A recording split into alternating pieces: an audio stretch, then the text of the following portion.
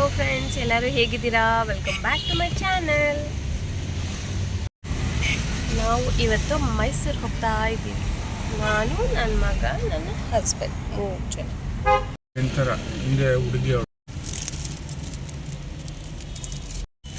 ಮೈಸೂರು ಹೋಗೋಣ ಅಂತ ಪ್ಲ್ಯಾನ್ ಮಾಡ್ಕೊಂಡು ಹೊರಟಿದ್ದೀವಿ. ಸೊ ಸ್ಯಾಟರ್ಡೆ ಸಂಡೇ ಆಗಿರೋದ್ರಿಂದ ಲೀವು ಇದೆ. ತಿಂಗಳೇ ಆಗಿತ್ತು ನಾವು ಹೊರಗಡೆ ಹೋಗಿ. ಸೊ ಅದಕ್ಕೆ ನಮಗೂ ಒಂದು ವೀಕೆಂಡ್ ಗೇಟ್ವೇ ಅಂತ ಇರಬೇಕಲ್ವಾ, ಅದಕ್ಕೆ ಹೋಗಿ ಬರೋಣ ಅಂದ್ಕೊಂಡು ಹೊರಟಿದ್ದೀವಿ. ಇದು ಆಲ್ರೆಡಿ ಟೈಮ್ ಬಂದು 11 ಆಯಿತು. ನಾವು ಮೈಸೂರು ರೀಚ್ ಆಗೋಷ್ಟೊತ್ತಿಗೆ 1 o'clock ಆಗುತ್ತೆ. ಇಲ್ಲಿ ಆ್ಯಕ್ಚುಲಿ ನಾವು ಸರ್ಕಲ್ ಮಾರಮ್ಮ ಟೆಂಪಲ್ಗೆ ಬಂದ್ವಿ. ನಾವೆಲ್ಲನೂ ಹೊರಡೋಕ್ಕೆ ಮುಂಚೆ ಸರ್ಕಲ್ ಮಾರಮ್ಮ ಟೆಂಪಲ್ಗೆ ಹೋಗ್ತೀವಿ ರೆಗ್ಯುಲರಾಗಿ. ದೂರ ಎಲ್ಲರೂ ಹೋಗ್ಬೇಕಾದ್ರೆ ಪೂಜೆ ಮಾಡಿಸ್ಕೊಂಡು. ಸೊ ಅದಕ್ಕೆ ಇಲ್ಲಿ ಟೆಂಪಲ್ಗೆ ಅಂತ ಬಂದಿದ್ವಿ. ನನ್ನ ಹಸ್ಬೆಂಡ್ ಹೋಗಿ ಬರ್ತೀನಿ ಅಂದರು. ಸರಿ, ನಾನು ಕಾರಲ್ಲೇ ಕೂತಿದ್ದೆ. ಇದು ಆ್ಯಕ್ಚುಲಿ ನಾನು ಏನು ತೋರಿಸ್ತಾ ಇದ್ದೀನಿ, ಇದು ನಮ್ಮ ಎಂಗೇಜ್ಮೆಂಟ್ ರಿಂಗು. ನಾನು ಸುಮಾರು ದಿನ ಆದಮೇಲೆ ಹಾಕ್ತಾ ಇರೋದ್ರಿಂದ ನಾನು ಇದು ವಿಡಿಯೋ ಮಾಡಿಕೊಂಡೆ. ನಾನು ರೆಗ್ಯುಲರಾಗಿ ರಿಂಗ್ ಹಾಕಲ್ಲ. ರಿಂಗ್ ಅಂತನೆಲ್ಲ ಗೋಲ್ಡ್ ಐಟಮ್ ಜಾಸ್ತಿ ಯೂಸ್ ಮಾಡಲ್ಲ. ನನ್ನ ಹಸ್ಬೆಂಡ್ ರೆಗ್ಯುಲರಾಗಿ ಯೂಸ್ ಮಾಡ್ತಾರೆ. ಸೊ ಇಬ್ಬರು ಒಟ್ಟಿಗೆ ಹಾಕಿದ್ವಲ್ಲ ಅಂತ ಇದ್ರದ್ದೊಂದು ವಿಡಿಯೋ ಮಾಡಿಕೊಂಡೆ. ಏನಿದ್ರದ್ದು ಕೋಇನ್ಸಿಡೆನ್ಸ್ ಅಂದರೆ, ಅವ್ರ ರಿಂಗು ಮತ್ತು ನನ್ನ ರಿಂಗ್ ಇಬ್ಬರದು ಒಟ್ಟಿಗೆ ತೊಗೊಂಡಿಲ್ಲ, ಸಪ್ರೇಟೇ ತೊಗೊಂಡಿದ್ದು. ಬಟ್ ಕೋಇನ್ಸಿಡೆನ್ಸ್ ಏನಂದರೆ, ಇಬ್ರಿಗೂ ಒಂದೇ ಪ್ಯಾಟ್ರನ್, ಅಂದರೆ ಸಿಂಗಲ್ ವೈಟ್ ಸ್ಟಡ್ ಇರೋದೇ ತೊಗೊಂಡಿದ್ದೀವಿ. ನಂದು ಸ್ವಲ್ಪ ಚಿಕ್ಕ ಸೈಜು, ಅವ್ರದ್ದು ಸ್ವಲ್ಪ ರಿಂಗ್ ದೊಡ್ಡ ಸೈಜು, ಅಷ್ಟೇ ಡಿಫ್ರೆನ್ಸು. ಸೊ ಸುಮಾರು ವರ್ಷದಿಂದ ಹಂಗೆ ಇಟ್ಟಿರೋದ್ರಿಂದ ಅದನ್ನು ಹಾಕಿರಲಿಲ್ವಲ್ಲ, ಅದಕ್ಕೆ ಇವತ್ತು ಹಾಗೆ ವಿಡಿಯೋ ಮಾಡಿಕೊಂಡೆ. ಮತ್ತು ಬನ್ನಿ ಹೋಗೋಣ ನಾವು ಮೈಸೂರಿಗೆ. ಯೂಶ್ವಲಿ ಮಾರ್ನಿಂಗೇ ಬಿಡ್ತೀವಿ. ಅವತ್ತು ಕೆಲಸ ಇರೋದ್ರಿಂದ ಸ್ವಲ್ಪ ಲೇಟಾಗಿ ಬಿಡಬೇಕಾಯಿತು. ಮತ್ತು ಆನ್ ದ ವೇ ನಾವು ರುಚಿ ಮನೆ, ಮೈಸೂರಿಗೆ ಇನ್ನೇನು ಅರೌಂಡ್ 10-15 ಕಿಲೋಮೀಟರ್ಸ್ ಇತ್ತು ಅನ್ಸುತ್ತೆ ಅಷ್ಟೇ, ಇನ್ನೂ ಕಮ್ಮಿ ಇತ್ತೇನೋ ಗೊತ್ತಿಲ್ಲ. ಅದಕ್ಕೆ ಮುಂಚೆ ರುಚಿ ಮನೆ ಸಿಗುತ್ತೆ. ಇಲ್ಲಿ ಒಂದು 3-4 ಟೈಮ್ಸ್ ಊಟ ಮಾಡಿದ್ದೀವಿ. ಸರಿ, ಮಧ್ಯಾಹ್ನ ಹೊಟ್ಟೆ ಹಸಿವಾಗ್ತಾ ಇರೋದ್ರಿಂದ ಊಟ ಮಾಡ್ಕೊಳ್ಳೋಣ ಅಂತ ನಿಲ್ಲಿಸಿದ್ವಿ. ಇಲ್ಲಿ ನಾವು ಫಸ್ಟ್ ತೊಗೊಂಡಿದ್ದು ಸೌತ್ ಇಂಡಿಯನ್ ಮೀಲ್ಸ್. ಅದಕ್ಕೆ ಇಲ್ಲಿ ಒಬ್ಬಟ್ಟು ಕೊಡ್ತಾರೆ ಫಸ್ಟು. ಇಲ್ಲಿ ನನ್ನ husband actually south Indian meals ತೊಗೊಂಡಿದ್ದು. ಇನ್ನು ಆ್ಯಸ್ ಯೂಶ್ವಲ್ ನನ್ನ ಮಗ ಗೋಬಿ ತೊಗೊಂಡಿದ್ದ. ನಾನು ನಾರ್ತ್ ಇಂಡಿಯನ್ ಮೀಲ್ಸ್ ತೊಗೊಂಡಿದ್ದೆ. ಯೂಶ್ವಲಾಗಿ ಅವ್ರು ಸೌತ್ ಇಂಡಿಯನ್ ತೊಗೊಳ್ಳಲ್ಲ, ಏನೋ ತುಂಬ ರೇರಾಗೆ ತೊಗೊಳ್ತಾರೆ. ಊಟ ಮಾಡಿಕೊಂಡು ನಾವು ಆ್ಯಕ್ಚುಲಿ ಆನ್ಲೈನಲ್ಲೇ ಹೋಟೆಲ್ ಬುಕ್ ಮಾಡಿದ್ವಿ, ಹೋಟೆಲ್ ಸಮುದ್ರ ಮೈಸೂರು ಅಂತ. ಸರಿ ಅಂದ್ಬಿಟ್ಟು ಫಸ್ಟು ನಾವು ಚೆಕ್-ಇನ್ ಆಗಿಬಿಟ್ಟು ಸ್ವಲ್ಪ ರೆಸ್ಟ್ ತೊಗೊಂಡು ಆಮೇಲೆ ಮತ್ತೆ ನಾವು ಹೋಗೋಣ ಅಂತ ಪ್ಲ್ಯಾನ್ ಮಾಡಿದ್ವಿ. ಬನ್ನಿ ರೂಮ್ ಟೂರ್ ಕೊಡ್ತೀನಿ. ರೂಮ್ ನೋಡಿ, ಈ ಥರ ಸಿಂಪಲ್ ಆ್ಯಂಡ್ ಎಲಿಗೆಂಟಾಗಿ ಇದೆ. ನಿಮಗೆ ರೈಟ್ ಸೈಡ್ ಹೋಗ್ತದಂಗೆ ಕೆಟಲ್ ನಾರ್ಮಲ್ ಅದೇನಿದೆ ಬೇಸಿಕ್ ಕಾಫಿದು ಅದರದ್ದು ಇರುತ್ತೆ. ಆಮೇಲೆ ಲಾಕರ್ ಕೂಡ ಕೊಟ್ಟಿದ್ದಾರೆ ಇಲ್ಲಿ, ಏನಾದ್ರು ಜುವೆಲ್ಸ್ ಮತ್ತು ಇಂಪಾರ್ಟೆಂಟ್ ಥಿಂಗ್ಸ್ ಇರೋಕ್ಕೆ. ಸ್ಲೈಡಿಂಗ್ ವಾರ್ಡ್ರೋಬು, ಮತ್ತು ಇಲ್ಲಿ ಮಿರರ್ ಕೊಟ್ಟಿದ್ದಾರೆ. ಇನ್ನು ಮಾಮೂಲಿ ಬೇಸಿಕ್ ಕಮ್ಯುನಿಟೀಸ್ ಏನೇನಂತ ಇರುತ್ತಲ್ಲ ಅದೇ ನಾರ್ಮಲ್, ಡಿಫ್ರೆಂಟ್ ಅಂತ ಏನಿಲ್ಲ. ಒಂದು ಗುಡ್ ಕಿಂಗ್ ಸೈಜ್ ಬೆಡ್ಡು, ಮತ್ತು ಇದು ಬಾಲ್ಕನಿ ಏನಿಲ್ಲ, ಇದು ಜಸ್ಟ್ ವಿಂಡೋ, ಲಾರ್ಜ್ ವಿಂಡೋ ಅಷ್ಟೇ, ಇದು ವಿಂಡೋ ವ್ಯೂ. ಮತ್ತು ಮೇನ್ ಟಾಯ್ಲೆಟ್ಸ್, ತುಂಬ ವಾಶ್ರೂಮ್ ಕ್ಲೀನಾಗಿರಬೇಕು, ಕ್ಲೀನಾಗೇ ಇತ್ತು. ನನಗೆ ವಾಶ್ರೂಮ್ಸ್ ಯಾವಾಗಲೂ ಎಲ್ಲೇ ಹೋದ್ರೂ ರೂಮ್ ಇಲ್ಲಿ ಕ್ಲೀನಾಗಿಲ್ಲ ಪರವಾಗಿಲ್ಲ, ವಾಶ್ರೂಮ್ ಕ್ಲೀನಾಗಿರಬೇಕು. ಸೊಫೆಸ್ಟಿಕೇಟೆಡ್ ವಾಶ್ರೂಮ್ ಇತ್ತು. ಮತ್ತು ಒಂದು ಸಿಂಗಲ್ ಡೋರ್ದು ಸ್ಮಾಲ್ ಫ್ರಿಡ್ಜ್ ಇತ್ತು. ಸರಿ, ನಾವು ಸ್ವಲ್ಪ ಹೊತ್ತು ಒಂದು 2-3 ಅವರ್ಸ್ ರೆಸ್ಟ್ ತೊಗೊಂಡು ಆಮೇಲೆ ಹೋಗೋಣ.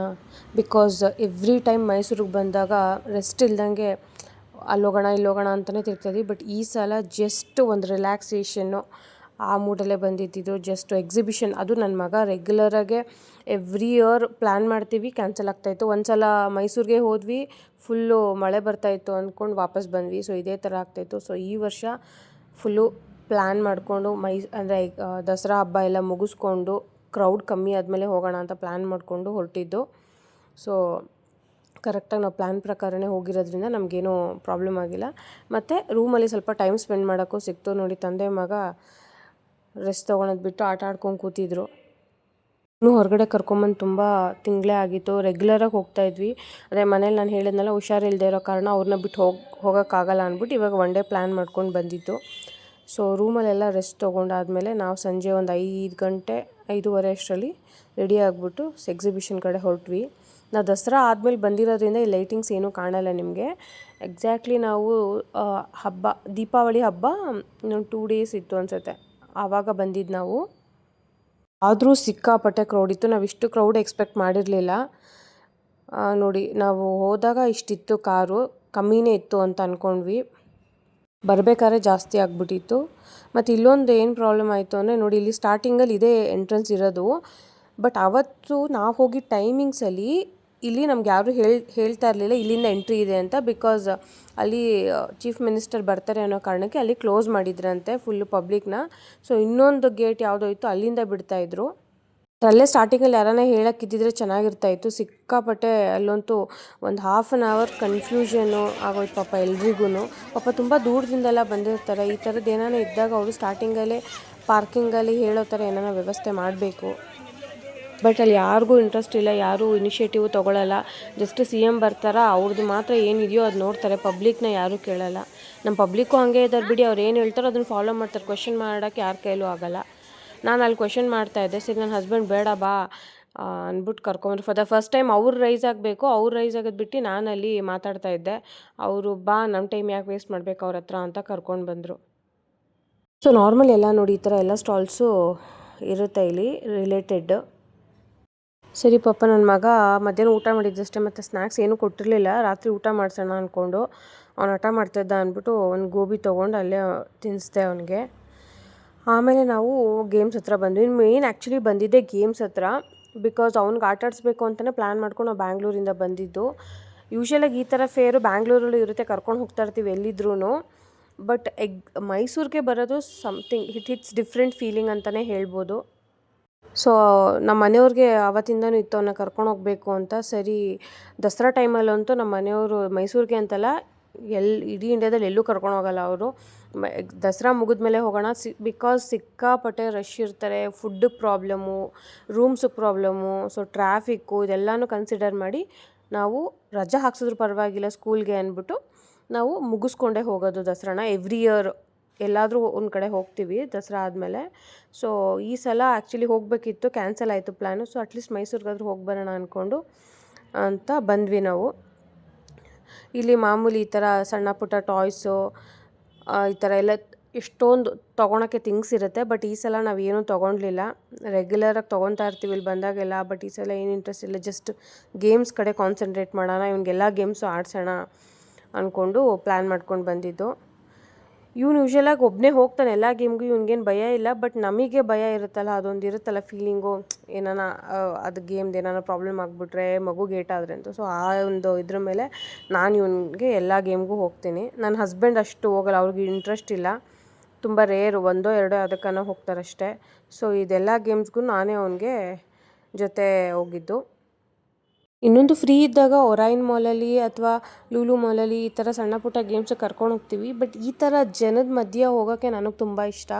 ಜನ ಜಾಸ್ತಿ ಇದ್ದಾಗ ಈ ಕ್ರೌಡಲ್ಲಿ ಹೋಗೋಕ್ಕೆ. ಬಟ್ ನಮ್ಮನೆಯವ್ರಿಗೆ ಜನ ಇರಬಾರ್ದು. ಬಟ್ ಈ ಥರ ಇದ್ದಾಗ ಚೆನ್ನಾಗಿರುತ್ತೆ, ಒಂದು ಫೇರ್ ಥರ. ಮಕ್ಳಿಗೂ ಆಟಾಡ್ಸೋಕ್ಕೆ ಎಷ್ಟೊಂದು ಜನ ನೋಡೋಕೆ ಸಿಗ್ತಾರೆ, ಡಿಫ್ರೆಂಟ್ ಫುಡ್ ಸಿಗುತ್ತೆ. ಸೊ ಈ ಥರ ಎಲ್ಲ ಚೆನ್ನಾಗಿರುತ್ತೆ ಮಕ್ಕಳನ್ನ ಕರ್ಕೊಂಡು ಹೋಗೋದಕ್ಕೆ. ಇವಾಗಲೂ ಎಕ್ಸಿಬಿಷನ್ ಐ ಥಿಂಕ್ ಈ ಮಂತ್ ಎಂಡ್ ತನಕ ಇದೆ. ಯಾರನ್ನ ಹೋಗೋಕ್ಕೆ ಪ್ಲ್ಯಾನ್ ಮಾಡಿದ್ರೆ ಒನ್ ಡೇ ಹೋಗಿ ಬನ್ನಿ. ಆ್ಯಕ್ಚುಲಿ ಒನ್ ಡೇಲೇ ಹೋಗಿ ಬರ್ಬೋದು. ನಾವಿಲ್ಲಿ ರಿಲ್ಯಾಕ್ಸೇಷನ್ಗೋಸ್ಕರ ಅಂದ್ಬಿಟ್ಟು ಒನ್ ಡೇ ರೂಮ್ ಮಾಡಿದ್ದಷ್ಟೇ. ನೀವು ಆರಾಮಾಗಿ ಬೆಳಗ್ಗೆ ಹೋಗಿ ಸಂಜೆ ರಾತ್ರಿಗೆಲ್ಲ ಮನೆಗೆ ಬರ್ಬೋದು, ಈ ಎಕ್ಸಿಬಿಷನ್ನು ನೋಡಿಕೊಂಡು ಊಟ ಎಲ್ಲ ಮಾಡಿಕೊಂಡು. ನಮ್ದು ಅದೇ ಪ್ಲ್ಯಾನ್ ಇದ್ದಿದ್ದು. ಆಮೇಲೆ ಇಲ್ಲ ಸ್ಯಾಟರ್ಡೆ ಸಂಡೇ ಅಲ್ವಾ, ಸೊ ಒನ್ ಡೇ ಸ್ಟೇ ಆಗೋಣ ಬಿಡು ಅಂದ್ಕೊಂಡು ಸ್ಟೇ ಆಗಿದ್ದು. ಫಾರ್ ದ ಫಸ್ಟ್ ಟೈಮ್ ನಾವು ಮೈಸೂರಿಗೆ ಹೋಗಿ ಬೇರೆ ಯಾವ ಪ್ಲೇಸಸ್ಸು ಹೋಗ್ದಿರ ಬರೀ ರೂಮಲ್ಲಿದ್ದು ಜಸ್ಟ್ ಎಕ್ಸಿಬಿಷನ್ನ ಎಂಜಾಯ್ ಮಾಡ್ಕೊಂಡು ಬಂದಿದ್ದು. ನಮ್ಮ ಮನೆಯವ್ರಿಗೆ ರೂಮಲ್ಲಿ ಇರೋದು ಅಷ್ಟು ಇಷ್ಟ ಆಗೋಲ್ಲ, ಜಾಸ್ತಿ ಪ್ಲೇಸ್ನ ಎಕ್ಸ್ಪ್ಲೋರ್ ಮಾಡಬೇಕು. ಬಟ್ ಅವ್ರಿಗೆ ಮೈಸೂರು ನಾನು ಹೇಳಿದ್ದೆ ಹಳೆ ವ್ಲಾಗಲ್ಲಿ, ಅವ್ರಿಗೆ ಒಂಥರ ತವ್ರ ಮನೆ ಥರ ಹೋಗಿ ಅವ್ರಿಗೆ ಅದು ಬೇಜಾರಾಗ್ಬಿಟ್ಟಿದೆ ಎಲ್ಲ ಪ್ಲೇಸ್ ನೋಡಿ. ಸೊ ಅದಕ್ಕೆ ಫಾರ್ ದ ಫಸ್ಟ್ ಟೈಮ್ ಇಲ್ಲ ರೂಮಲ್ಲೇ ಇರೋಣ ಸ್ವಲ್ಪ ಹೊತ್ತು ಅಂದ್ಕೊಂಡು ಅಲ್ಲೇ ಟೈಮ್ ಸ್ಪೆಂಡ್ ಮಾಡಿದ್ವಿ. ಮತ್ತು ಇದೊಂದು ಗೇಮ್ಗೆ ನಾನು ಆ್ಯಕ್ಚುಲಿ ಒಬ್ಬಳೇ ಹೋಗಿದ್ದೆ. ಅದಕ್ಕೆ ನನ್ನ ಮಗ ನನ್ನ ಹಸ್ಬೆಂಡ್ ವೀಡಿಯೋ ಮಾಡ್ಕೊತಾ ಇದ್ದರು. ಇದು ಜೈಂಟ್ ವೀಲು. ಯೂಶ್ವಲಾಗಿ ವಂಡರ್ಲಾ ಎಲ್ಲ ಹೋದಾಗ ನಮ್ಗೆ ಅಷ್ಟೊಂದು ಫೀಲ್ ಆಗೋಲ್ಲ, ಅದು ತುಂಬ ಸ್ಲೋ ಇರುತ್ತೆ. ಬಟ್ ಇಲ್ಲಿ ಸ್ವಲ್ಪ ಒಂಥರ ಹೊಟ್ಟೆ ತೊಳ್ಸೋ ಥರ ಆಗುತ್ತೆ. ನನ್ನ ಮಗನಿಗೆ ಇಷ್ಟ ಅಂದ್ಬಿಟ್ಟು ನಾನು ಇವನ ಜೊತೆ ಬಂದಿದ್ದೆ. ಫಾರ್ ದ ಫಸ್ಟ್ ಟೈಮ್ ನನಗೆ ಒಂಥರ ಒಂದು 10-20 ಮಿನಿಟ್ಸ್ ಒಂಥರ ಫೀಲ್ ಆಗ್ತಾಯಿತ್ತು ಹೊಟ್ಟೆ ಒಳಗಡೆ ಅದು ತಿರುಗಿಸ್ದಾಗ. ಆಮೇಲೆ ರೆಸ್ಟ್ ತೊಗೊಂಡು ಬೇರೆ ಗೇಮ್ಸ್ ಆಡೋಣ ಅಂತ ಹೊರಟ್ವಿ.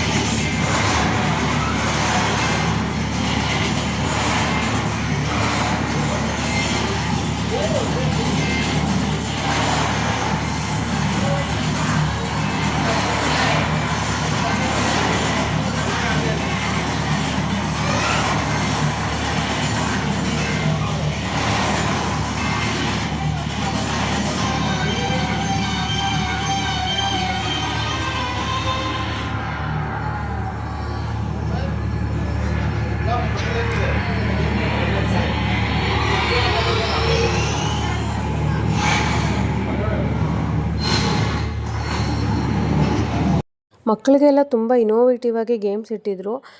ನೀವು ನಿಮ್ಮ ಮಕ್ಕಳನ್ನ ಆರಾಮಾಗಿ ಕರ್ಕೊಂಡೋಗಿ. ಎಂಟ್ರಿ ಟಿಕೆಟ್ ಆ್ಯಕ್ಚುಲಿ 150ನೋ 200 ಒಳಗಡೆ ಇದೆ. ಬಟ್ ಇಲ್ಲಿ ಸಪ್ರೇಟ್ ಗೇಮ್ಸ್ಗೆ ಒಂದೊಂದು ಪ್ರೈಸ್ ಇದೆ. ನೀವು ಯಾವುದಕ್ಕೆ ಆಡ್ತಿರೋ ಅದಕ್ಕೆ ಮಾತ್ರ ಪೇ ಮಾಡೋದು. ಆರಾಮಾಗಿ ಕರ್ಕೊಂಡು ಹೋಗ್ಬೋದು ಮಕ್ಕಳನ್ನ. ಕಲರ್ಫುಲ್ ಲೈಟ್ಸು ಈ ಥರ ಎಲ್ಲ ಅವ್ರಿಗೆ ಇಷ್ಟ ಆಗುತ್ತೆ ನೋಡೋಕ್ಕೂ. ಡಿಫ್ರೆಂಟ್ ಟೈಪ್ಸ್ ಆಫ್ ಟಾಯ್ಸು ಎಲ್ಲ. ಹೆಂಗೋ ನನ್ನ ಮಗನಿಗೂ ಎಲ್ಲ ಗೇಮ್ಸ್ ಎಲ್ಲ ಆಡಿಸ್ಕೊಂಡು ಅಲ್ಲಿಂದ ಹೊರಟ್ವಿ. ಎಂಟ್ರೆನ್ಸ್ ಹತ್ರ ಬರ್ತಾ ಇದ್ದಂಗೆ ಈ ಥರದ್ದು ಏನೋ ಒಂದು ಕಲರ್ಫುಲ್ ಇಟ್ಟಿರ್ತಾರಲ್ಲ ಮಕ್ಳು ಕಾಣಿಸೋ ಥರ. ಸೊ ಇದನ್ನು ನೋಡ್ತಾ ಇದ್ದ ಅವ್ನಿಗೇನೋ ಬೇಕು ಅಂತ. ಇನ್ನು ಎಂಟ್ರೆನ್ಸ್ ಹತ್ರನೂ ಯಾವುದೋ ಒಂದು ಗೇಮ್ ಇತ್ತು. ಸೊ ಅದನ್ನು ಅವರಪ್ಪ ನಾನೇ ಆಟ ಆಡಿಸ್ತೀನಿ ಅಂದ್ಬಿಟ್ಟು ಹೊರಡೋಣ ಅಂತ ಹೊರಟ್ವಿ. ಜಸ್ಟ್ ಒಂದು ಬಸ್ ಯಾವುದೋ ಒಂದಿತ್ತು. ಬಸ್ದು ನಾನು ಕರ್ಕೊಂಡು ಹೋಗ್ತೀನಿ ಅಂದ್ಬಿಟ್ಟು ನಾನು ಕರ್ಕೊಂಡೋಗಿ ಬಂದಮೇಲೆ ಅವ್ರು ಕರ್ಕೊಂಡು ಹೋದರು. ಮತ್ತು ಎಲ್ಲರಿಗೂ ನಾನು ಥ್ಯಾಂಕ್ಸ್ ಹೇಳಬೇಕು. ಯಾಕೆ ಅಂತಂದರೆ 1K ಸಬ್ಸ್ಕ್ರೈಬರ್ಸ್ ಆಗಿದ್ದಕ್ಕೆ. ನನ್ನ ಚಾನಲ್ನ ಯಾರ್ಯಾರು ಸಬ್ಸ್ಕ್ರೈಬ್ ಮಾಡದೆ ನೋಡ್ತಾರೆ ಪ್ಲೀಸ್ ಸಬ್ಸ್ಕ್ರೈಬ್ ಮಾಡ್ಕೊಂಡು ನೋಡಿ. ಸೊ ಸಬ್ಸ್ಕ್ರೈಬ್ ಮಾಡಿರೋರು ಎಲ್ಲರಿಗೂ ನನ್ನ ಹೃದಯಪೂರ್ವಕ ಧನ್ಯವಾದಗಳು ಹೇಳ್ತೀನಿ. ಬಿಕಾಸ್ ನಿಮ್ಮ ಒಂದು ಸಬ್ಸ್ಕ್ರಿಪ್ಷನಿಂದನೇ ನನಗೆ ಇವಾಗ 1K ಸಬ್ಸ್ಕ್ರೈಬರ್ಸ್ ಆಗಿರೋದು. ಸೊ 1K ಸಬ್ಸ್ಕ್ರೈಬರ್ಸ್ದು ಲೈವ್ ಕೂಡ ಮಾಡಿ ನಾನು ಥ್ಯಾಂಕ್ ಯು ಹೇಳಿದ್ದೀನಿ ಎಲ್ಲರಿಗೂ. ನಿಮ್ಮ ಸಪೋರ್ಟ್ ಯಾವಾಗಲೂ ಹೀಗೆ ಇರಲಿ. ಮತ್ತು ನನ್ನ ವಿಡಿಯೋ ಇಷ್ಟ ಆಗಿದ್ರೆ ಲೈಕ್ ಮಾಡಿ. ನಿಮ್ಮ ಒಂದು ಅನಿಸಿಕೆ ಏನಿದೆ ಅದನ್ನು ಕಮೆಂಟ್ಸ್ ಬಾಕ್ಸಲ್ಲಿ ಹಾಕಿ. ವಿಡಿಯೋ ಬಗ್ಗೆ ಆಗಿರ್ಬೋದು ಅಥವಾ ಏನಾದರೂ ಸರಿ ತಪ್ಪು ಆಗಿರ್ಬೋದು ಪ್ಲೀಸ್ ಕಮೆಂಟ್ ಬಾಕ್ಸಲ್ಲಿ ಹಾಕಿ. ಸೊ ದಟ್ ನನಗೂ ಖುಷಿ ಆಗುತ್ತೆ. ಆ್ಯಕ್ಚುಲಿ 500 ಸಬ್ಸ್ಕ್ರೈಬರ್ಸ್ ಆದಮೇಲೆ ನಾನು ಇದ್ರ ಬಗ್ಗೆ ಮಾತಾಡಬೇಕು, ಲೈವ್ ಮಾಡಬೇಕು ಅಂತ ಅಂದ್ಕೊಂಡಿದ್ದೆ. ಬಟ್ ಅನ್ಫಾರ್ಚುನೇಟ್ಲಿ ಆಗಲಿಲ್ಲ ಬೇರೆ ಒಂದು ಇಶ್ಯೂಸಿಂದ. ಸೊ 1000 ಸಬ್ಸ್ಕ್ರೈಬರ್ಸ್ಗೆ ನಾನು ಎಲ್ಲರಿಗೂ ಥ್ಯಾಂಕ್ ಯು ಹೇಳ್ತಾ ಇದ್ದೀನಿ. ಇದೇ ಥರ ಸಪೋರ್ಟ್ ಮಾಡಿ. ಇನ್ನಷ್ಟು ಸಬ್ಸ್ಕ್ರೈಬ್ ಮಾಡದೆ ನೋಡ್ತಾರೆ ಪ್ಲೀಸ್ ಸಬ್ಸ್ಕ್ರೈಬ್ ಮಾಡ್ಕೊಳ್ಳಿ ನೀವು ನನ್ನ ಫಸ್ಟ್ ವ್ಯೂವರ್ ಆಗಿದ್ದರೆ. ಸೊ ಇನ್ನು ಶಾಪಿಂಗ್ ವಿಷಯಕ್ಕೆ ಬಂದರೆ ನೋಡಿ, ಈ ಥರ ಫುಲ್ಲು ಸ್ಟಾಲ್ಸು, ಫುಲ್ ಎಕ್ಸಿಬಿಷನ್ ಪೂರ್ತಿ ಇರುತ್ತೆ. ಎಷ್ಟಿದೆಯೋ ಅಲ್ಲಿವರೆಗೂ ಇರುತ್ತೆ, ಸ್ಟಾರ್ಟಿಂಗಿಂದ ಎಂಡಿಂಗ್ವರೆಗೂ. ಸೊ ಈ ಸಲ ನಾನು ಯೂಶ್ವಲಾಗಿ ನಂಗೆ ಈ ಥರ ಎಲ್ಲ ಏನೋ ತೊಗೊಳಕ್ಕೆ ಇಷ್ಟ. ಬಟ್ ಈ ಸಲ ನಾನು ಏನೂ ತೊಗೊಳ್ಲಿಲ್ಲ. ನೋಡಿ ಈಗ ನಾನು ಬರ್ತಾ ಇರೋದು ಬಸ್ ರೈಡು. ಇದಕ್ಕೂ ಐ ಥಿಂಕ್ 100 200 ತೊಗೊಂಡ್ರು ಅಂದರೆ ಒಬ್ಬರಿಗೆ. ಬಟ್ ಅದೇ ಅವನಿಗೆ ತೊಗೊಳೋದ್ರಿಂದ ನನಗೇನು ತೊಗೊಳ್ಲಿಲ್ಲ. ಸೊ ಒಂದು ರೌಂಡ್ ಹಾಕ್ಕೊಂಡು ಬಂದ್ವಿ. ಅದು ಮುಗಿಸಾದ್ಮೇಲೆ ತಂದೆ ಮಗ ಈ ಥರ ಒಂದು ರೈಡ್ಗೆ ಹೋದರು. ಇದು ಏನೋ ಚೆನ್ನಾಗಿತ್ತು. ಇದು ಅವ್ನು ಯೂಶ್ವಲಾಗಿ ಇಷ್ಟಪಡಲ್ಲ, ಏನೋ ಬರಬೇಕಾದ್ರೆ ಹೋಗಬೇಕು ಅಂದ ಅವನು. ಸರಿ ಅಂದ್ಬಿಟ್ಟು ಇದೂ 100 ರೂಪೀಸು. ಐ ಥಿಂಕ್ 3 ಮಿನಿಟ್ಸ್ ಅನಿಸುತ್ತೆ, 3 ಮಿನಿಟ್ಸು 5 ಮಿನಿಟ್ಸು ಏನೋ ಇದೆ ಇದು. ಇದನ್ನು ಹೋಗಿ ಬಂದರು. ಹೋಗಿ ಬಂದಮೇಲೆ ಮತ್ತೆ ಅವ್ನು ಇನ್ನೂ ಒಂದು ರೌಂಡ್ ಹೋಗಬೇಕು ಅಂತ ಹಠ ಮಾಡ್ತಾಯಿದ್ದ.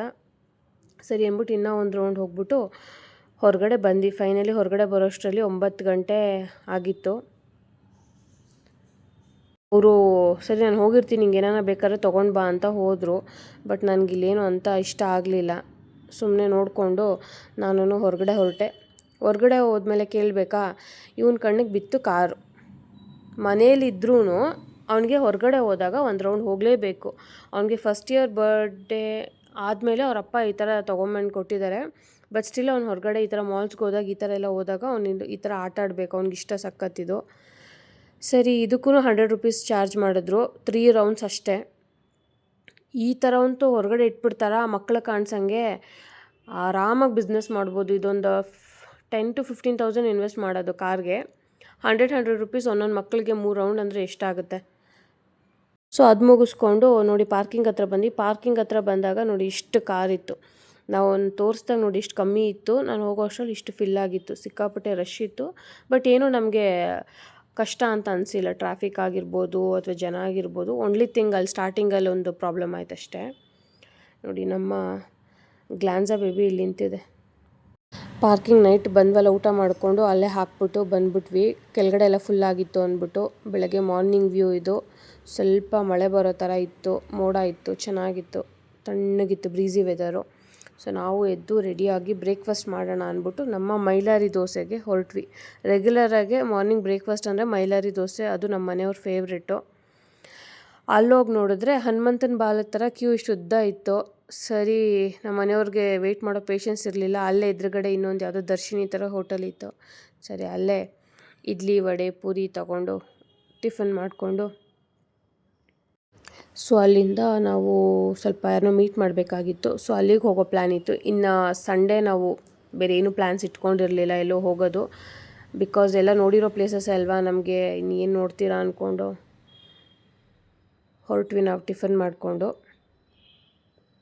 ನಾನು ಹೇಳ್ದಂಗೆ ಆಗಲೇ ಏನೋ ಮೀಟ್ ಮಾಡಬೇಕಿತ್ತು. ಅಲ್ಲೇ ಒಂದು 2-3 ಅವರ್ಸ್ ಆಯಿತು. ಮೀಟ್ ಮಾಡ್ಕೊಂಡು ಎಲ್ಲ ಮಾತಾಡಿಕೊಂಡು ನಾವಿನ್ನು ಹೊರಟಿದ್ದು ಮಧ್ಯಾಹ್ನ ಆಗೋಗಿತ್ತು ಆಲ್ರೆಡಿ ನಾವು ಹೋಗೋಷ್ಟೊತ್ತಿಗೆ. ಸೊ ನನ್ನ ಫೇವ್ರೆಟ್ RRR ಬಿರಿಯಾನಿ ತಿನ್ನಬೇಕು ಅನಿಸ್ತಾ ಇತ್ತು. ಸರಿ ನಮ್ಮ ಮನೆಯವರು ಊಟ ಮಾಡಿಕೊಂಡೇ ಹೋಗೋಣ ಬ್ಯಾಂಗ್ಳೂರಿಗೆ ಅಂದ್ಕೊಂಡು ವೆಯ್ಟ್ ಮಾಡಿ ನಾವಲ್ಲಿ RRRಗೆ ಹೋದ್ವಿ. ಅಲ್ಲೂ ಕೂಡ ಆ್ಯಸ್ ಯೂಶ್ವಲ್ ಸಂಡೇ ಆಗಿರೋದ್ರಿಂದ ಸಿಕ್ಕಾಪಟ್ಟೆ ಕ್ರೌಡು. ಕಾರ್ ಪಾರ್ಕಿಂಗಿಗೂ ಜಾಗ ಇರಲಿಲ್ಲ. ನೋಡಿ, ರೋಡೆಲ್ಲ ಆರಾಮಾಗಿ ಖಾಲಿನೇ ಇತ್ತು. ಸಂಡೇ ನಮಗೇನು ಕ್ರೌಡ್ ಅನಿಸಿಲ್ಲ. ಬಟ್ ಹೋಟೆಲ್ ಹತ್ರ ಸಿಕ್ಕಾಪಟ್ಟೆ ಕ್ರೌಡ್ ಇತ್ತು. ಕಾರ್ ಪಾರ್ಕಿಂಗಿಗೂ ಜಾಗ ಸಿಗ್ತಾ ಇರಲಿಲ್ಲ. ಸರಿ ಹೆಂಗೋ ಜಾಗ ಮಾಡಿ ಕಾರ್ ನಿಲ್ಲಿಸ್ಬಿಟ್ಟು ಹೋದರೆ ಅಲ್ಲೂ ಸಿಕ್ಕಾಪಟ್ಟೆ ಕ್ಯೂ. ನೇಮ್ ಬರೆಸ್ಬೇಕಾಗಿತ್ತು. ಸೊ ನಾನು ಆಲ್ರೆಡಿ ಕಾರ್ ಹಿಡ್ದೋಗಿ ನೇಮ್ ಬರೆಸ್ಬಿಟ್ಟು ಬಂದು ಪಾರ್ಕ್ ಮಾಡಿಬಿಟ್ಟು ಮತ್ತೆ ಹೋಗಿದ್ದು. ಬಟ್ ಅಷ್ಟು ವೆಯ್ಟ್ ಮಾಡ್ಕೊಂಡು ಹೋಗಿದ್ದಕ್ಕೂ ನಮಗೆ ಅಂಥ ವರ್ತ್ ಅನಿಸಿರಲಿಲ್ಲ. ತಂದೆ ಮಗ ಟ್ವಿನ್ನಿಂಗ್ ಇಬ್ಬರೂ. ಏನಕ್ಕೆ ಅಂದರೆ ಬಿರಿಯಾನಿ ಯೂಶ್ವಲಾಗಿ ತುಂಬ ಸೂಪರಾಗಿರುತ್ತೆ ಟೇಸ್ಟ್. ಅವತ್ತು ಯಾಕೋ ಸ್ವಲ್ಪ ಇದ್ರ ಥರ ಇತ್ತು, ಅಂದರೆ ಒಂಥರ ಸಪ್ಪೆ ಥರ ಇತ್ತು. ತುಂಬ ಚೆನ್ನಾಗಿಲ್ಲ ಅಂತ ಏನಿರಲಿಲ್ಲ, ಚೆನ್ನಾಗಿತ್ತು. ತಿನ್ಕೊಂಡು ಇನ್ನು ನಾವು ಹೊರಟ್ವಿ. ನನ್ನ ಚಾನಲ್ನ ಯಾರು ಸಬ್ಸ್ಕ್ರೈಬ್ ಮಾಡದೆ ನೋಡ್ತಾರೆ ಪ್ಲೀಸ್ ಸಬ್ಸ್ಕ್ರೈಬ್ ಮಾಡ್ಕೊಳ್ಳಿ, ಲೈಕ್ ಮಾಡಿ, ಪಕ್ಕದಲ್ಲಿರೋ ಬೆಲ್ಲೈಕನ್ನ ಕ್ಲಿಕ್ ಮಾಡಿ, ಮತ್ತು ನಿಮ್ಗಿಷ್ಟ ಆಗಿದ್ದರೆ ಕಮೆಂಟ್ ಮಾಡಿ. ಈ ವಿಡಿಯೋನ ಇಲ್ಲಿಗೆ ಎಂಡ್ ಮಾಡ್ತಾ ಇದ್ದೀನಿ. ಮತ್ತೆ ಇನ್ನಷ್ಟು ಹೊಸ ರೆಸಿಪೀಸ್ ಅಥವಾ ವ್ಲಾಗ್ಸ್ ಜೊತೆಗೆ ಮತ್ತೆ ಬರ್ತೀನಿ. ಅಂಟಿಲ್ ದೆನ್ ಟೇಕ್ ಕೇರ್, ಎಲ್ರಿಗೂ ಬಾಯ್. ಮತ್ತೆ ಹೊಸ ವಿಡಿಯೋದಲ್ಲಿ ಸಿಗೋಣ. ಸೊ ನನ್ನ ವಿಡಿಯೋನ ಲೈಕ್ ಮಾಡ್ಕೊಂಡು ನೋಡಿ, ಮತ್ತು ಎಲ್ಲ ಸಬ್ಸ್ಕ್ರೈಬ್ ಮಾಡಿರೋರಿಗೆ ಮತ್ತೆ ಥ್ಯಾಂಕ್ ಯು ಹೇಳ್ತಾ ಬಾಯ್.